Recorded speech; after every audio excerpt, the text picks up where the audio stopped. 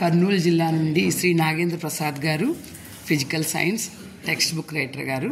నమస్తే మాస్టర్ అండి. నమస్తే. విద్యార్థులు ఉద్దేశించి లైబ్రరీ గురించి అమూల్యమైన విషయాలు చెప్తున్నారు. Yes ma'am.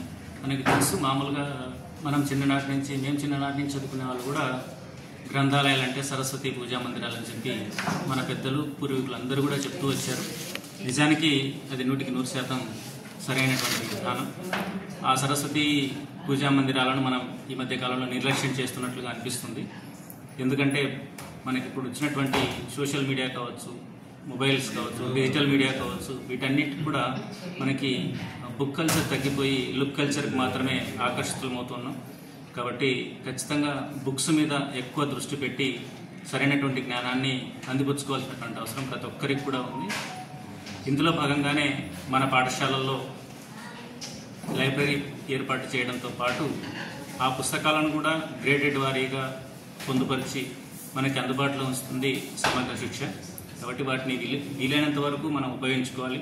గ్రంథాలయ పీరియడ్ను గ్రంథాలయానికి వినియోగించుకుంటూ అదనపు సమాచారాన్ని సేకరించుకొని మన పాఠ్య పుస్తకంలో ఉన్న అంశాలకు తోడుగా సామాజిక పరిజ్ఞానాన్ని, చుట్టూ జరుగుతున్నటువంటి అనేక విషయాల పట్ల మనం పూర్తి అవగాహన పెంపొందించుకోవాలి.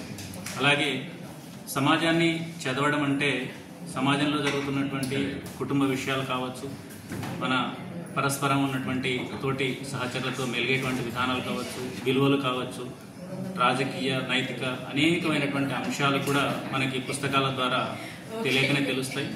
పుస్తకం చదువుతూ ఉంటే మనకి ఎంతో ఇన్స్పిరేషన్గా ఉంటూ మనల్ని ముందుకు నడిపించేటువంటి అవకాశం ఉంటుంది. మహాత్ములు ఎందరో కూడా ఈ యొక్క పుస్తకాలను చదవడం ద్వారా మాత్రమే వాళ్ళు సాధించాల్సినటువంటివి మనకి మన కళ్ళ ముందు సాధించినటువంటి ప్రత్యక్ష సాక్ష్యం కనిపిస్తూ ఉంది. ఉదాహరణకు డాక్టర్ బాబాసాహెబ్ అంబేద్కర్ ఎన్నో వేల పుస్తకాలు చదివి ఆయన ఒక నడిచే మ్యూజియంగా మనకి కనిపిస్తారు ఇప్పటికీ కూడా. మహాత్మా గాంధీ లాంటి వ్యక్తి కూడా తనల్ని తీర్చిదిద్దినటువంటి పుస్తకాలు, తన జీవితంలో మరపురానటువంటి ఆ పుస్తకాలు తల్లిదండ్రుల పట్ల, సమాజం పట్ల ఎలా వ్యవహరించాలనేటువంటివి కూడా మనకు పెద్దలందరి మార్గదర్శకత్వంలో మనకు తెలుస్తుంది. కాబట్టి చిన్నారులందరూ కూడా వీలైనంత వరకు లైబ్రరీ ఉన్నటువంటి పుస్తకాలను, ఇంకా అవసరమైతే రెఫరెన్స్ పుస్తకాలను కూడా చదివి అర్థం కాని విషయాలను గురువుల వద్ద, పెద్దల వద్ద తెలుసుకొని పుస్తకం పట్ల మరింత జ్ఞానాన్ని, ఆ యొక్క ఆసక్తిని పెంచుకొని పుస్తకాలను చదివే అలవాటును ఒక వ్యాసక్తిగా చేసుకున్నప్పుడు మన యొక్క అభివృద్ధి దాని అంతటదే ప్రతిబింబిస్తుంది. ఇక ఉపాధ్యాయులు కూడా చాలా వరకు పుస్తకాలు చదవడం అనేటువంటిది చాలా వరకు తగ్గిపోయింది.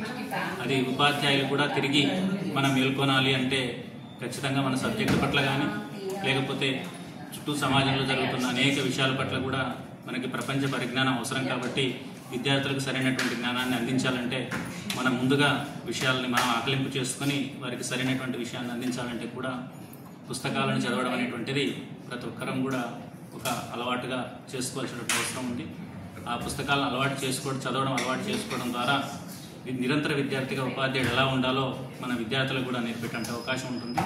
విద్యార్థులు, ఉపాధ్యాయులు అందరికీ కూడా జ్ఞానాన్ని అందించేటువంటి జ్ఞాన భాండాగారము మన గ్రంథాలయం. ఆ గ్రంథాలయాన్ని అందరూ చక్కగా ఉపయోగించుకుంటారని, మరి యొక్క ఆ గ్రంథాలయం నుంచి వచ్చేటువంటి జ్ఞాన ఫలాలను అందుకొని మన యొక్క జీవితంలో పురోభివృద్ధి సాధిస్తారని ఆశిస్తున్నాం. Thank you sir.